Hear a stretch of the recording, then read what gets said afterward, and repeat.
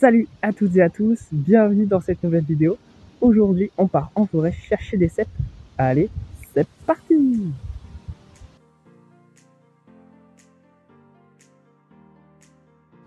Retour dans l'endroit qui avait porté ses fruits la dernière fois. Regardez ça. Un cèpe, mais qui a bien morflé. Oh là là. Ouais, il s'est fait bouffer de chez bouffer par la limace. Et regardez, j'en avais laissé deux la dernière fois. De l'autre côté, je fais attention en marchant. J'ai déjà repéré un peu les lieux, donc ça va aider. Voilà. Hop là. Regardez-moi ce tout beau. Il est magnifique. J'en avais laissé un deuxième dans le coin, mais j'arrive pas à le retrouver. Donc je vais le chercher et je vous retiens au courant. Pas encore retrouvé, mais en voilà un autre pourri que j'avais pas vu la dernière fois. Bon, il est tout véreux, hein. Celui-là, ça sert à rien de le prendre. Il y a beaucoup de bolets à beau pied également qui ont repoussé. Hop, je vous emmène là. Voilà, il y en a un là. Hop, il y en a même un autre ici que j'avais pas vu. Regardez ça. Hop, un là, un là. C'est pas les seuls, il y en a beaucoup d'autres.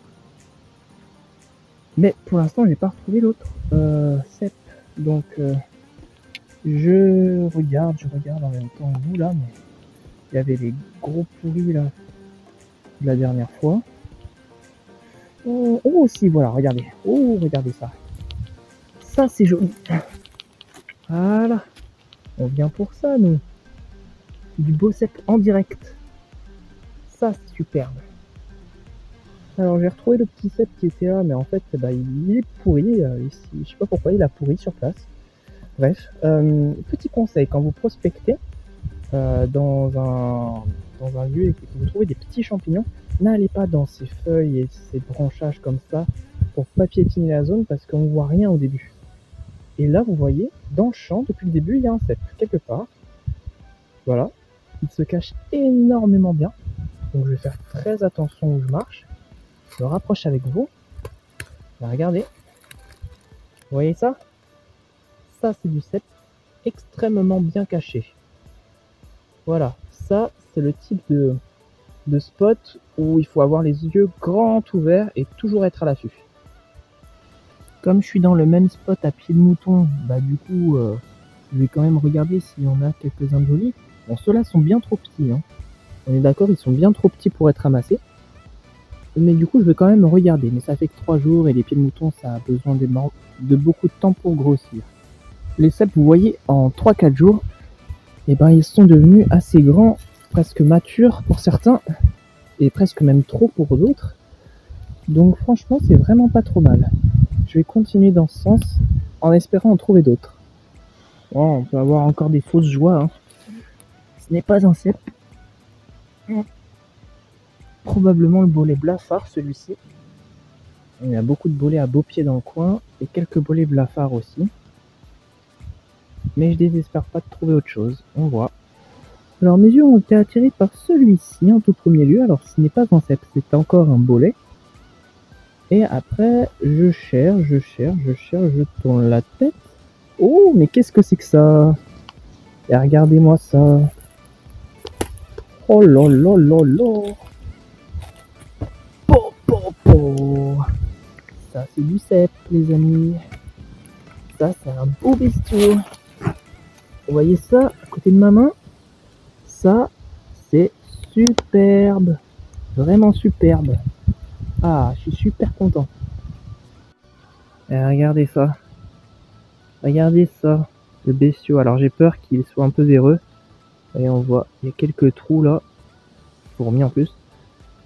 J'ai peur qu'il y ait quelques vers à l'intérieur. Je le prends et puis je regarderai tranquillement à la maison ce que je peux récupérer. Parce que je pense que je peux récupérer des trucs quand même. Il y a moyen. Mais regardez quand même, beau cèpe d'été, bien grignoté, hein, encore par la limace.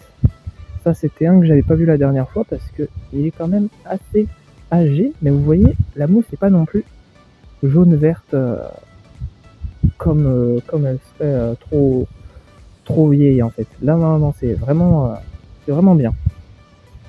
Regardez-moi celui-là comme il est tout mignon. Regardez ça. Hop, il a poussé dans la souche. Hop là. Ah bah ouais, regardez ça. Un petit cep. Alors là, c'est vraiment incroyable. Vraiment dans la souche. Vraiment trop sympa. Allez, je continue. Chose importante les amis, qu'on ne dit pas assez souvent mais qui est très important de faire quand vous revenez de forêt. Checkez-vous sur le corps si vous n'avez pas des tiques. Cette année, il y en a beaucoup. Et encore, il y a 1 ou 2 jours, je m'en suis enlevé une. Donc, à chaque fois que je pars en forêt, tout à l'heure, j'en avais une sur le bras qui m'avait pas encore piqué. Bah, faites attention. Parce que les maladies que transmettent les tiques sont assez virulentes et dangereuses. Donc, prenez bien le temps de faire attention à vous. Là, en forêt, il y avait aussi beaucoup de moustiques qui m'ont bouffé de partout. Et pas mal d'araignées. Avec les toiles, c'était très pénible. J'arrêtais pas de me batailler dans tous les sens. Donc, d'où l'utilité du bâton aussi. Pour enlever les toiles d'araignée, c'est assez pratique. Mais bon, pour les tiques, on peut pas faire grand chose à part bien vérifier en rentrant directement à la maison, sous la douche ou dès que vous rentrez chez vous, pour bien faire attention à ces choses-là. Très important les amis. Oh les amis, ce cep encore là. Oh là là. Oh là là, il est incroyable celui-là. Vraiment. Oh. Ah, grignoté par la limace. Et un tout petit peu des petits trous. Aïe aïe. C'est difficile de les avoir parfaits, hein. Mais celui-là, il est quand même très joli. Allez. Je regarderai pareil à la maison ce que je peux récupérer, mais en tout cas, voilà. Il y a des super exemplaires.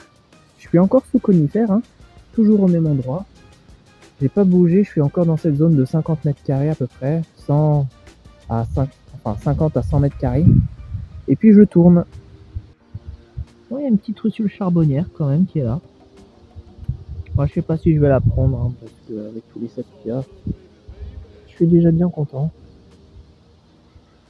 Donc je continue, j'ai pas fini de regarder toute la zone, donc peut-être qu'on va encore en trouver. Là vous voyez, je suis revenu à l'endroit où il y avait les pieds de mouton. Et on dirait qu'ils n'ont pas bougé depuis la dernière fois. Ça met énormément de temps à pousser. C'est pas comme un cep. Là vous voyez, je l'ai laissé 3 jours en plein soleil. Enfin du coup avec... il n'a pas plu depuis 4 jours. C'est du coup 3 jours avec du soleil. Et un peu de chaleur. Et il était juste bien. Donc les pieds de mouton, eux, ça met plusieurs semaines parfois à pousser. Parce que il faut des bonnes conditions et ils sont beaucoup plus longs. Donc voilà, on va attendre tranquillement, notamment qu'il y ait la pluie qui arrive.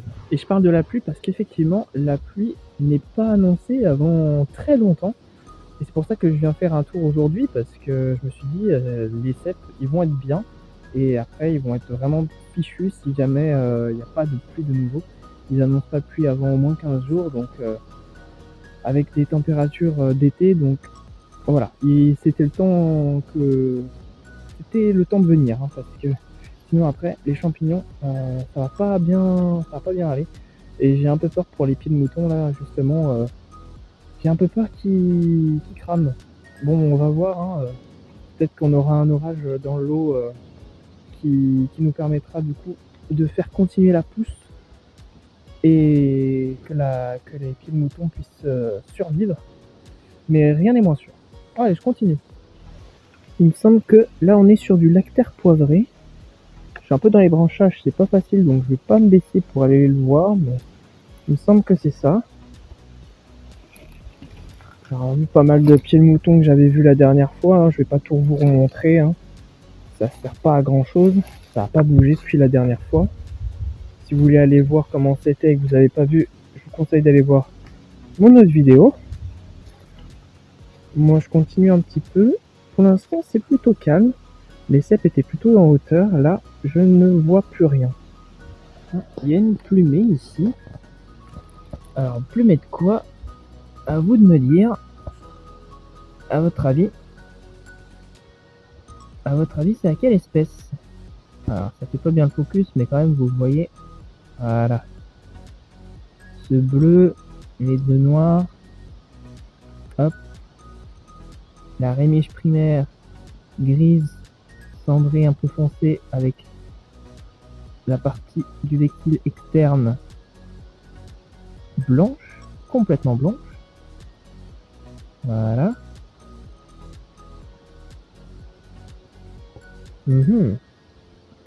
Alors, qui a fait le coup? Ça n'a pas l'air d'être trop coupé. Si. Les rachis sont coupés. Donc on est sur un carnivore de type renard ou martre ou fouine.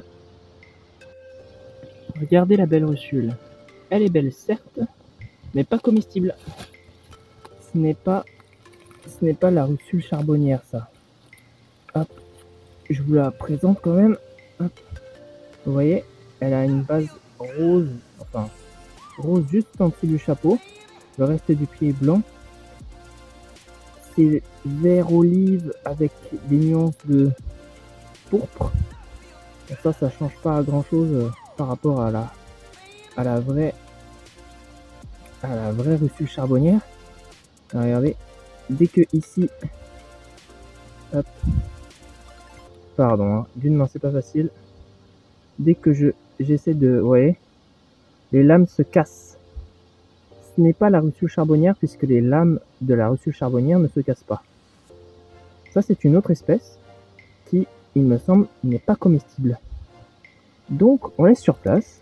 Voilà, je vous l'ai présenté, mais je sais qu'il y en a beaucoup. Hein. Tiens, allez regarder. Il y en avait une autre juste à côté là. Je sais pas si vous la voyez. Hop, juste là sous les feuilles. Elle pousse en groupe celle-là. Donc voilà, je sais qu'il n'y a pas de perte hein, pour celle-ci. Il y en a partout, ça pousse de partout. Donc, enfin dans l'endroit où je suis, il n'y a pas de problème. Et voilà, détour pour aller voir un coin à trompette. Et bah voilà, ça commence. Parce que j'avais trouvé une chanterelle plus haut dans ce coin-là. Il y a quelques temps déjà, donc je me suis dit, avec toutes les pluies qu'il y a eu, il y a moyen. Donc là, c'est les seuls que j'ai vus hein, pour le moment. Donc voilà, c'est pas énorme hein, ce qu'il y a à mon avis. C'est vraiment un tout début. De toute façon, ça va cramer avec la chaleur. Donc celles qui sont sorties, je pense que je vais les récupérer. Fichu pour fichu. Elles repousseront après, quand il y aura un peu plus de pluie. Oh les amis, regardez. Il y a un orvet. Hop, attendez.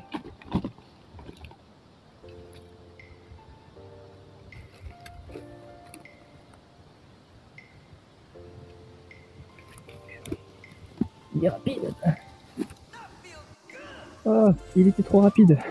J'ai pas réussi à l'attraper pour vous le montrer mieux. Ah, je suis un peu dégoûté.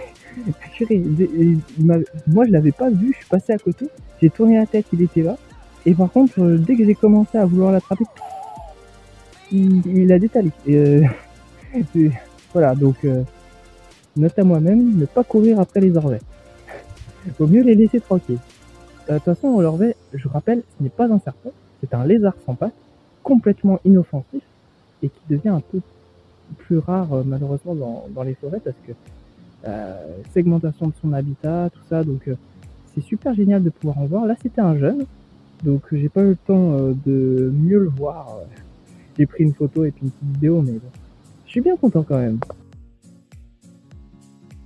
Bon, l'orvet était là et puis il est descendu jusque là et je l'ai perdu dans les feuilles. Et puis là, vous voyez, j'avais laissé mon sac ici. Et regardez, une autre petite trompette. Et il y en a plein en fait, des toutes petites. Hop, juste là. Ça commence tout juste en fait les trompettes ici. Mais il faudrait qu'il continue de pleuvoir et comme il annonce pas de pluie, je prends juste les plus grandes et puis je m'en vais. Alors du coup, fin de cette vidéo, super content parce que on a quand même pu faire quelques jolis ceps, quelques trompettes mais c'est vraiment rien du tout. Donc petit bilan, la pousse va bientôt se terminer à mon avis, puisque bah pour l'instant il est annoncé que de la chaleur pendant 2 semaines, Donc il faut quand même un minimum d'humidité pour avoir du champignon. Donc j'espère que il y en aura régulièrement. Mais bon, du coup, j'imagine que ça va être la fin de cette pousse. Pour cette pousse-là, c'était plutôt pas mal. Je suis arrivé à la fin de la pousse du coup. Pour les trompettes, ça a commencé tout juste. C'est dommage. Donc bon, il va falloir attendre sûrement l'automne pour qu'on ait un automne un peu plus pluvieux pour avoir un peu plus de chances de trouver de la trompette et des chanterelles. Pied de mouton, bah on verra ce que ça donne. J'espère que ça va pas rester trop longtemps trop sec pour justement éviter que ça les grille sur place. Je reviendrai checker de temps en temps et puis si je vois qu'ils sont en train de sécher, je les ramasserai et puis ils sont déjà quand même pas mal pour être ramassés, même si j'aurais aimé qu'ils grossissent encore plus. Donc bon, c'est déjà ça. Je fais pas plus long. J'espère que cette vidéo vous a plu et moi je vous dis à une prochaine fois pour une nouvelle vidéo. Salut les amis!